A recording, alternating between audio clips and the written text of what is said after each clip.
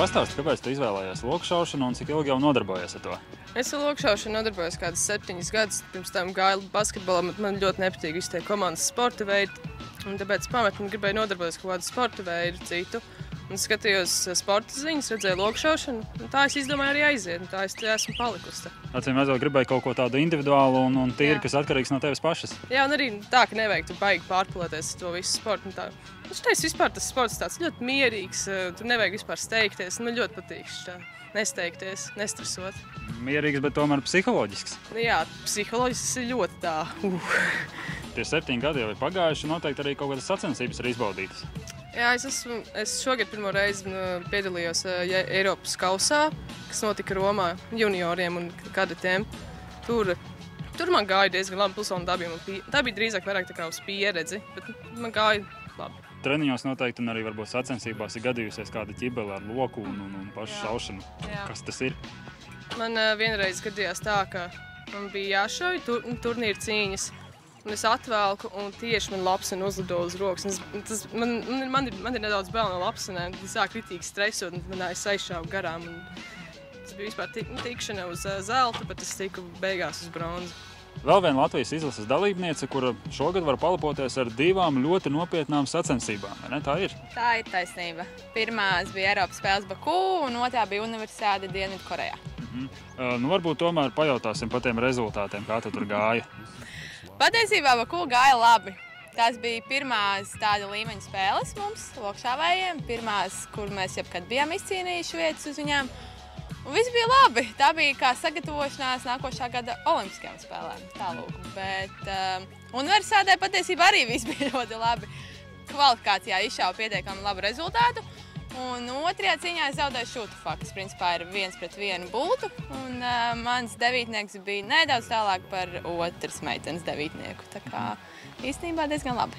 Vienkāršiem vārdiem sakot, tas tāds pēcspēles soda metienu princips. Tieši tā, jā. Un viņai devītnieks bija nedaudz tuvākā mareiz. Visu izšķir arī milimetri šajā sporta veidā. Jā, tā ir taisnība, jā. Kam tu gatavojies tagad? Olimpiskajām spēlēm. Gribās braukt? Protams. Protams, ka gribās aizbraukt. Mēs te stāstījām par mērķu stādīšanu, nevis gluži par lokšaušanas mērķi, bet par sportisko mērķu stādīšanu, ka zemāk nemaz nevajag. Tā ir taisnība, jā, kad vajag uzstādīt pietiekami augstu mērķi, un, protams, ka būs kaut kādi mazie pirms tam, bet lielajiem, es domāju, ir jābūt ļoti augstam. Tagad atstatus no sportiskajiem mērķiem, mēs tā apskatījām tavu inventāru, un tev tur ir interesanti zīmējumi. Jā, taisnība. Varbūt kaut ko vairāk par tiem? Par mikīpelēm. Par mikīpelēm stāsts ir vienkārši. Es ļoti gribēju mikīpeli uz krūšsarga, uz šī te. Un to ir iespējams iegūt, bet tas ir diezgan sarežģīti. Un kādā jaukā dienā man piezvanīja viens draugs, bijušais lokšāvējs, un atveda man mikīpeles piekariņu, kuras esmu piekarinājuši pie krūšsarga aizmurē. Un tālāk pēc mēneša man bija dzimšanas diena, un viens pazīstams draugs arī no lokšāvējiem man uzstāstīja bultumāku ar mikīpeli. Tas tāds līdzi tāds ceļojošs, varbūt ne talismans, bet katrā ziņā visi tagad pasaulē zina, kad latvietai visur ir mikīpeles. Un jau atpazīst. Latvijas salīdzinām mikīpeli. Tomēr maziņi kompakti izkārtībā. Viss kārtībā ar tevi, tas ir skaidrs, tāpēc arī mēs vēlam tev veiksmi, lai izdodās, un es nezinu, gaidīsim tev olimpiskās spēlēs. Paldies, liels! Paldies! Lūk, man līdzās ir 2 paralimpiskās izlases dalībnieki, kuri jau raidījuma ētera laikā atrodas Vācijā, vai piedalītos pasaules čempionātā. Jā, kaut kas tā. Kāds ir jūsu mērķis dalībai šajā turnīrā? Dabūt C zīmes uz Rio, tas ir mazākais. Ar kaut ko mazāk nesamierināsieties tikai? Mazāks nedara mums. Medaļas arī būtu labi. Medaļas būtu labi, bet mazāko jau prasīja. Mazākais ir kvota uz Rio. Kādas ir tās izredzes jums dalībai pasaules čempionātā? Izredzes? Jo labi nostrādāsim, būs viss ok. Es domāju, ka ļoti labas izredzes ir. Jāstrādā ir un jāšauj kārtīgi, tad viss izdosies. Tas treniņu process tomēr bija diezgan tāds, laikam, noslogots. Es tā kārtīgi sāku jau no februāra, 5 reizes nedēļā, apmēram pa 4 stundu. Un brīvdienās vēl sacensības citreiz. Cik tās bultas jau ir izšautas, varbūt ir tā izdevies saskaitīt? Nē, kopsumā nē. Tas skaits apmēram, vai vismaz skatītāji zina, cik daudz jāizšauj, lai varētu braukt uz pasaules čempionātu? Man bija treniņā, es apmēram šāvu 1000 bultas nedēļā. 1000 nedēļā kā minimums vēl sacensības un pareiķināt. Februārs 1000, marts 1000, aprīlis 1000, maijs 1000. Diezgan tā spēcīgi, un tomēr ir jābūt arī ne tikai tai precizitātei, bet arī pašam fiziski spēcīgam un noturīgam. Arī psiholoģiski, laikam. Psiholoģiski visgrūtākais. Spēku vēl var uztrenēt.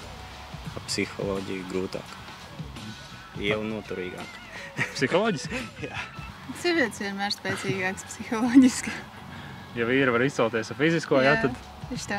Tev pa fizisko tomēr to bultu atvilkt un izšaut, tas tomēr prasa zinām piepūli un pēc tam pirksti jāli nav? Nu, tas ir treniņu process. Kad jau ir zināms skaits izšauts, tad jau viss ķermenis un pirksti viss pierod. Tad nav nekāda problēma.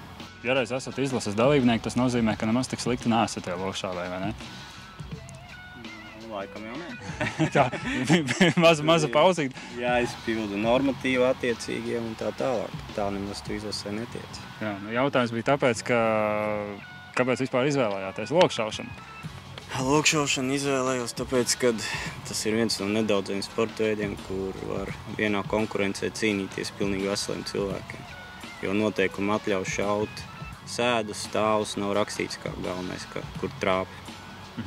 Tad tā gribējās tādu kārtīgu sportu, lai var pacīnīties. Aizķērām vārdu konkurence, tad kāda ir tā konkurence? Konkurence pasaulē? Jā. Nu, cik es tur skatījos, man būs kaut kāds 68 vīri priekšā. No lielvalstīm, kur ir profesionāli. Mēs vairāk esam kā amatieri, jo, lai varētu trenēties, jāstrādā. Un līdz ar to mums iznāk pēc darba. Viņi kā aizbrauc janvārī, tā atgriežās kaut kad novembrī no nometnēm. Cauru gadu trenējās, visu laiku sacensības. Vēl plus saņem algu. Un tā kā viņi var nodoties šaušanai. Un ja tāds lielvalsts izdodās izsist, tad ir gandarījums. Kā Ieva nokļuva šajā sporta veidā? Es gribēju iemācīties šaut. Vispirms es gribēju sākt nodarboties ar kaut kādu sporta veidu. Un gluži netīšām nonāca pie lokšaušanas un ieinteresēju un vēlējos iemācīties šaut. Un tā esmu šeit 3 gadus jau. Ir treniņi, ir tā attīstība un tad uzreiz arī sacensības un izlase? Nu, jā, mērķim jābūt ir. Ko tev nozīmē pārstāvēt Latvijas izlasi? Gods, liels gods un prieks. Es domāju, ja būs rezultāti, noteikti arī gandarījums. Noteikti līdzcilvēki arī jau novērtē jūsu sniegumu. Nu, pat ja varbūt tas nav, teiksim tā, tur izcils vai vēl kaut kā, bet tomēr dalība un Latvijas izlase visu kopumā. Protams, par medaļām vienmēr priecājās vairāk, bet, protams, priecājās, kad darbojamies, šaujam un sportojam galu galā. Nu, jūs esat izlasē, nu labi, amatieri, bet nu vismaz izlasē, tad tās jūsu spēcīgākās puses salīdzinājumā, teiksim, ar konkurentiem. Mēs arī jau ļoti labi komandas šaujam. Jau psiholoģiski mani noliek pie vietas. Mani māc bailes slikti izšaut. Tā mēs šogad dabūjām pat sudraba reitingu mačos. Izsitām tāds lielvalsts kā Itālija, Polija un Krievijai zaudējām pa zeltu cīnoties. Tur pāris punktus sākumā pat vadībā bijām. Nākamajās sacensībās jauktajām komandām tad varētu būt arī kāda medaļiņa Latvijai? Es domāju, ka noteikti. Jā, tur īkšķi vai ne, un tad jau būs. Tur ir īkšķis un noteikti būs. Kur mēs varēsim sekot līdzi pasaules čempionātu norisei, vai arī uzzināsim visu tikai tad, kad ieradīsieties Rīgas lidostā? Nē, ir jansoneo.net. Tur būs tiešraides rezultāti, arī video kaut kādi viņi tur rāda. Internetā var, mājaslapā varēs atrast tur adresi arī. Mēs ceram tikai uz medaļām. Bet galvenokārt laikam jau to tikšanu uz Rio, lai olimpiskās spēles izbaudītu to visu gaisotni, tas laikam būtu tas pats optimālākais. Tas ir tas galvenais mērķis tikt uz Rio. Bet, nu, protams, ja būs medaļas, tad būs vēl labāk. Viss atkarīgs no tā, kā nostrādāsim. Raidījumu Pieķerta sportvētāju vārdā mēs tikai varam vēlēt jums veiksmi un acīm redzot arī precizitāti. Tā kā lai izdodās.